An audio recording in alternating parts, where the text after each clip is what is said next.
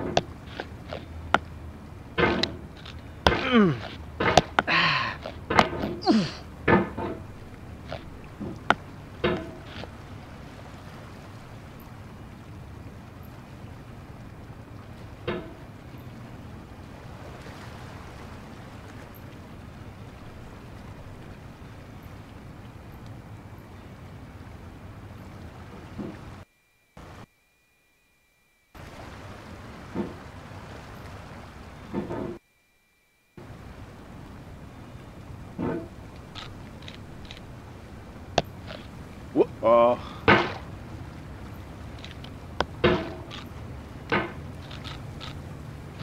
There's no feeling more intense than starting over. If you deleted your homework the day before it was due, as I have, or if you left your wallet at home and you have to go back after spending an hour in the commute. If you won some money at the casino and then put all your winnings on red but it came up black. If you got your best shirt dry cleaned before a wedding and then immediately dropped food on it. If you won an argument with a friend and then later discovered that they just returned to their original view. Starting over is harder than starting up. If you're not ready for that, like if you've already had a bad day, then what you're about to go through might be too much. Feel free to go away and come back. I'll be here. Alright, thanks for coming with me on this trip. I'll understand if you have to take a break at any point. Just find a safe place to stop and quit the game.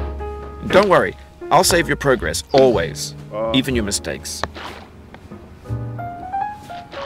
This game is a homage to a free game that came out in 2002, titled Sexy Hiking. The author of that game was Jazzuo, a mysterious Czech designer who was known at the time as the father of B games. And B games are rough assemblages of found objects. Designers slap them together very quickly and freely, and they're often too rough and unfriendly to gain much of a following.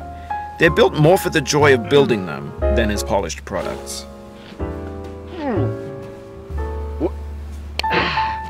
In a certain way, Sexy Hiking is the perfect embodiment of a B game. It's built almost entirely out of found and recycled parts, and it's one of the most unusual and unfriendly games of its time. In it, your task is simply to drag yourself up a mountain with a hammer. And that act of climbing, in the digital world or in real life, has certain essential properties that give the game its flavor. No amount of forward progress is guaranteed. Some cliffs are too sheer or too slippery. And the player is constantly, unremittingly in danger of falling and losing everything. Anyway, when you start Sexy Hiking, you're standing next to this dead tree that blocks the way to the entire rest of the game. It might take you an hour to get over that tree, and a lot of people never got past it. You prod and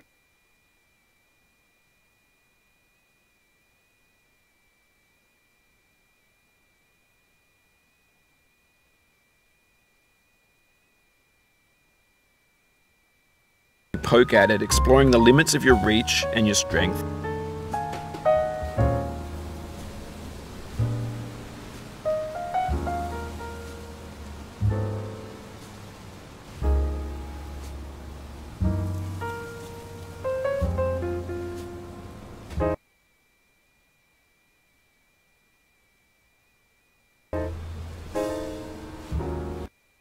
Trying to find a way up and over. And there's a sense of truth in that lack of compromise. Most obstacles in video game worlds are fake. You can be completely confident in your ability to get through them once you have the correct method or the correct equipment or just by spending enough time. In that sense, every pixelated obstacle in Sexy Hiking is real. The obstacles in Sexy Hiking are unyielding, and that makes the game uniquely frustrating. But I'm not sure Jazzuo intended to make a frustrating game. The frustration is just essential to the act of climbing, and it's authentic to the process of building a game about climbing. A funny thing happened to me as I was building this mountain. I'd have an idea for a new obstacle, and I'd build it, test it, and it would usually turn out to be unreasonably hard. But I couldn't bring myself to make it easier. It already felt like my inability to get past the new obstacle was my fault as a player rather than as a builder. Imaginary mountains build themselves from our efforts to climb them, and it's our repeated attempts to reach the summit that turns those mountains into something real. When you're building a video game world, you're building with ideas, and that can be like working with quickset cement. You mold your ideas into a certain shape that can be played with, and in the process of playing with them, they begin to harden and set until they're immutable, like rock. And at that point, you can't change the world. Not without breaking it into pieces and starting fresh with new ideas.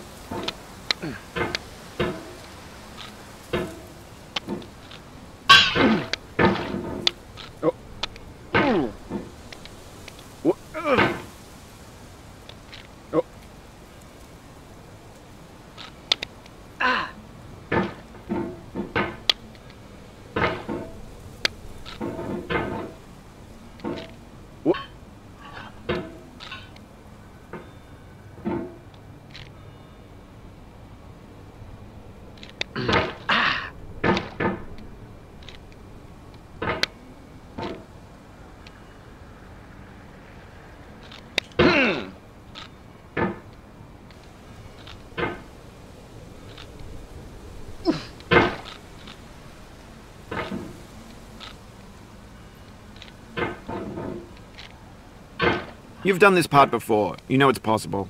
Just do what you did the first time.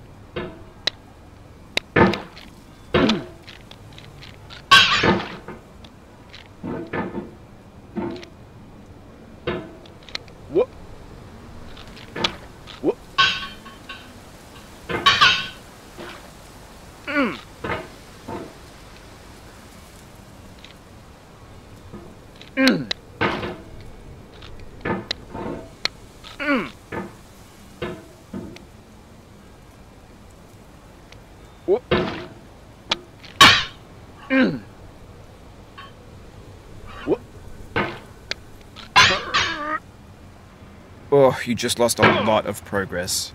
That's a deep frustration, a real punch in the gut.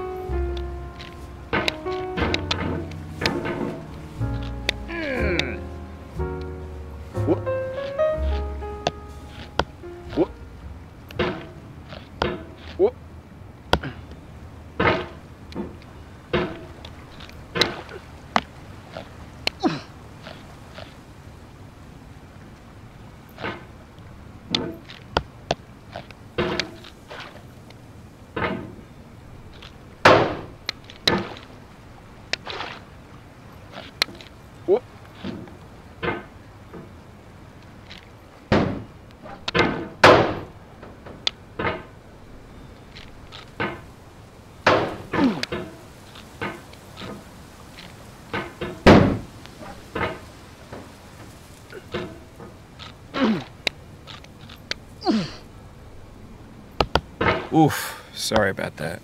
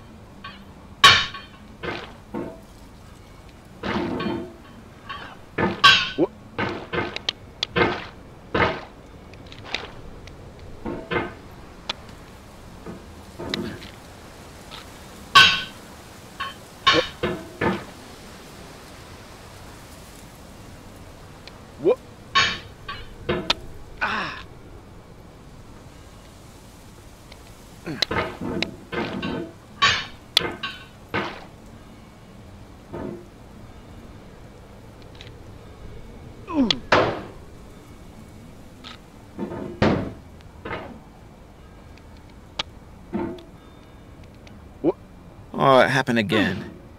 Keep on trying. Don't let it get to you.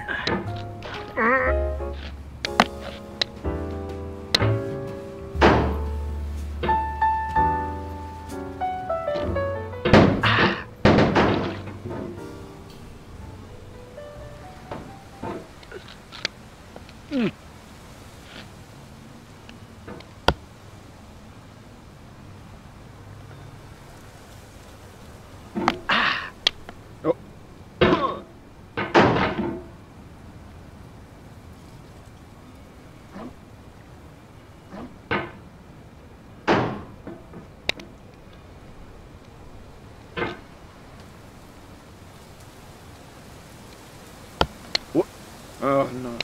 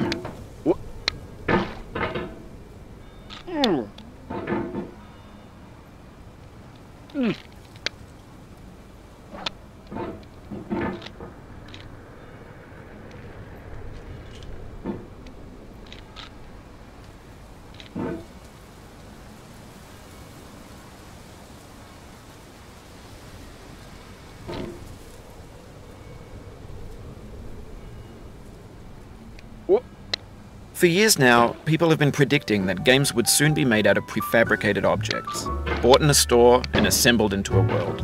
And for the most part, that hasn't happened, because the objects in the stores are trash. I don't mean they look bad or that they're badly made, although a lot of them are. I mean they're trash in the way that food becomes trash as soon as you put it in the sink. Things are made to be consumed and used in a certain context, and once the moment is gone, they transform into garbage. In the context of technology, those moments pass by in seconds.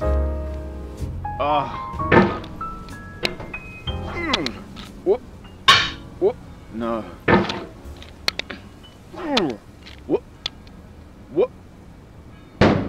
Over time, we've poured more and more refuse into this vast digital landfill that we call the internet. It now vastly outnumbers and outweighs the things that are fresh and untainted and unused. When everything around us is cultural trash, trash becomes the new medium, the lingua franca of the digital age. And you can build culture out of trash, but only trash culture. Be games, be movies, be music, be philosophy. Maybe this is what digital culture is. A monstrous mountain of trash, the ash heap of creativity's fountain. A landfill with everything we ever thought of in it. Grand, infinite, and unsorted.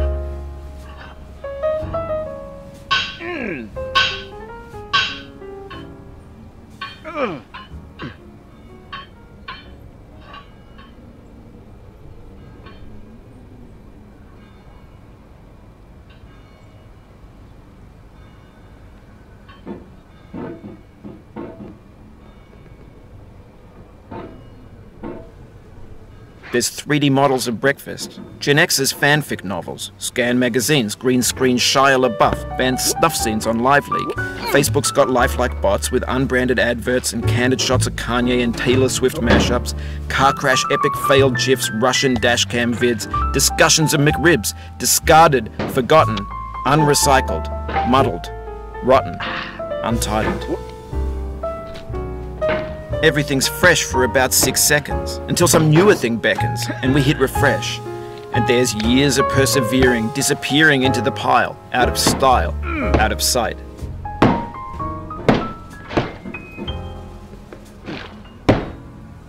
This thing that we call failure is not the falling down, but the staying down. Mary Pickford.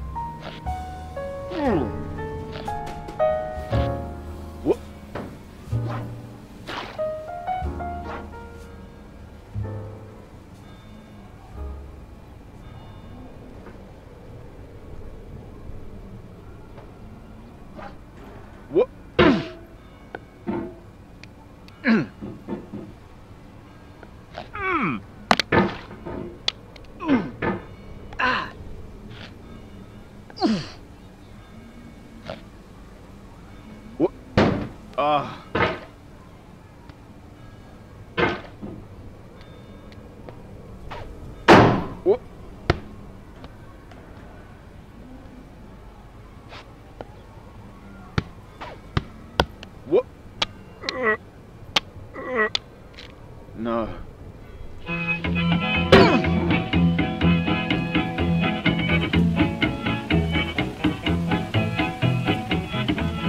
Get nasty over there, boy.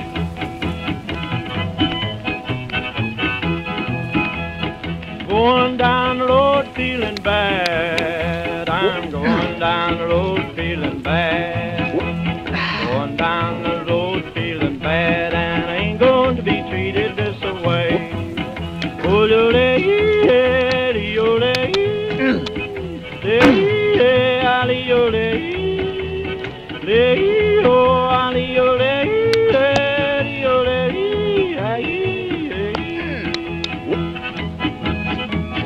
Lay them blues up, boy, playing.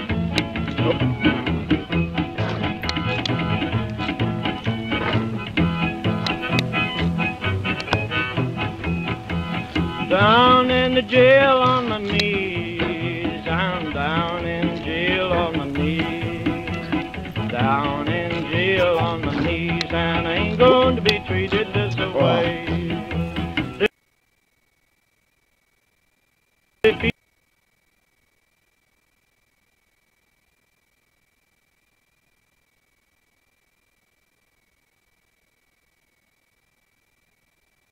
Feed me on cornbread and cheese. They feed me on cornbread and cheese. They feed me on cornbread and cheese, and I ain't going to be treated this way.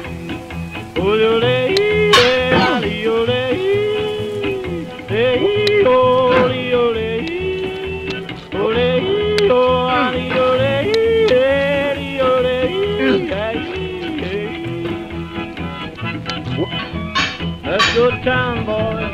Hey, buddy. Lord, Lord, Lord.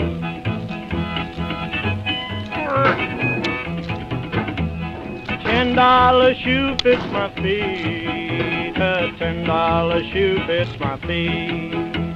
$10 shoe fits my feet, and I ain't going to be treated this way. Going where the weather suits my clothes.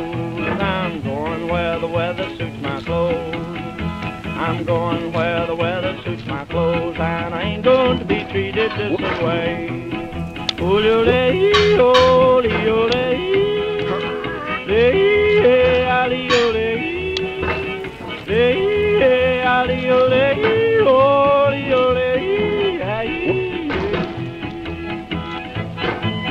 Turn down, boy, turn down. Hey!